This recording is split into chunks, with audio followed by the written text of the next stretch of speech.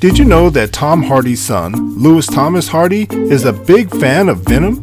This is one of the main reasons why the actor was willing to take the role in this movie. He was quoted saying, "I wanted to do something my son could watch. So I did something where I bite people's heads off." Louis also gave his father some tips on how to play the iconic Venom role, considering his father didn't know much about the Marvel star. Hello ladies and gentlemen, boys and girls, and welcome back to Movie Mistakes. And today we're going to show you 10 mistakes that we found in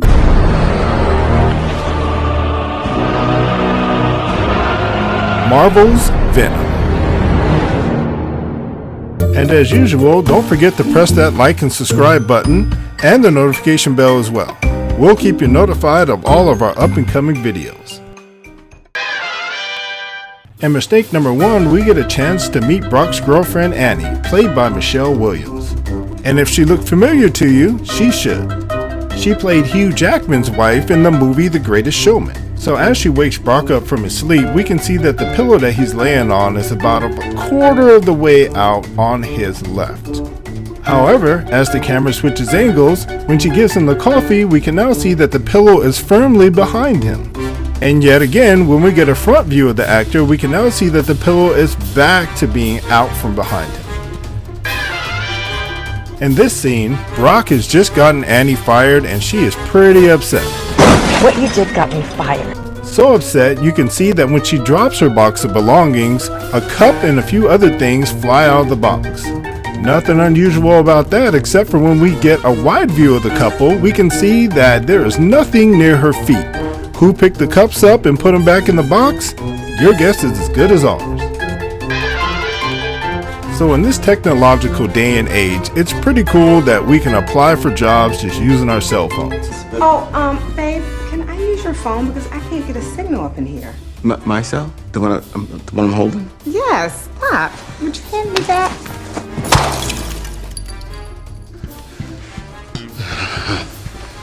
But the reason why this part confuses me and why it's a mistake is that there is no cell phone service on his cell phone at all. So is he using Wi-Fi? And if that's the case, there should be Wi-Fi bars up top too, shouldn't there? In this part of the movie, Brock is trying to make his escape from the lab. This part is a little bit confusing because he's being chased by several security guards, who none of which shot at him, tried to tase him, or tried to shoot him with a tranquilizer. Anyway, as he approaches one of the guards, we can see that there is a door to his right. However, just as he does his best Spider-Man impersonation, we can now see that the door is missing, only to have reappeared yet again in the next shot. In this scene, Brock, carrying the Venom symbiote, has made it to the woods. The guards who are chasing him are in close pursuit and have him visually in their sights, as we can see here. But yet again, as the camera switches angles, we can now see that Brock is now missing. Now if you saw the movie, you know he climbed up the tree, but there's no way those guards didn't see him climb up the tree. That's weird. For this mistake, we can see that Brock has finally made it home. But he is met there by Carlton Drake's men, who are making an attempt to get the Venom symbiote back. In this scene, one of Drake's henchmen reaches for his gun, but he never quite gets it out. Yet, when he is knocked unconscious, we can now see that the gun falls out of his hand, but he never actually got it out of the small of his back, which is kind of weird again. For this mistake might be a little bit confusing, but try to stay with us. When Brock runs out of the apartment, he takes a left and runs straight ahead down the stairs. So if the gunman who is trying to shoot him turns and points his gun at him, he will be shooting at the wall that is beyond the stairs, not the door to the left. However, when he is taking the shots at Brock when he comes back up the stairs, notice the bullet holes are in the wall next to the door, which is not possible. You know what, and looking at this movie yet again, I didn't realize how many chase scenes there were. Here we have Brock on a motorcycle barreling toward an intersection.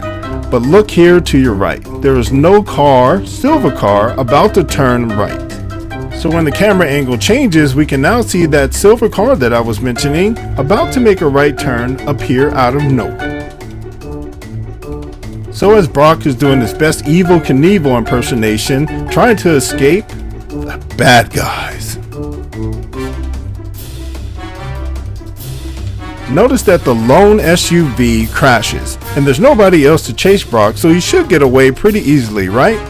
Well, we wouldn't be doing movie mistakes if I was right. As we see the camera angle changes, we can now see that the SUV who crashed now has the lights fixed. There's nothing wrong with it. It's now moving again, and there's another SUV right behind it giving chase.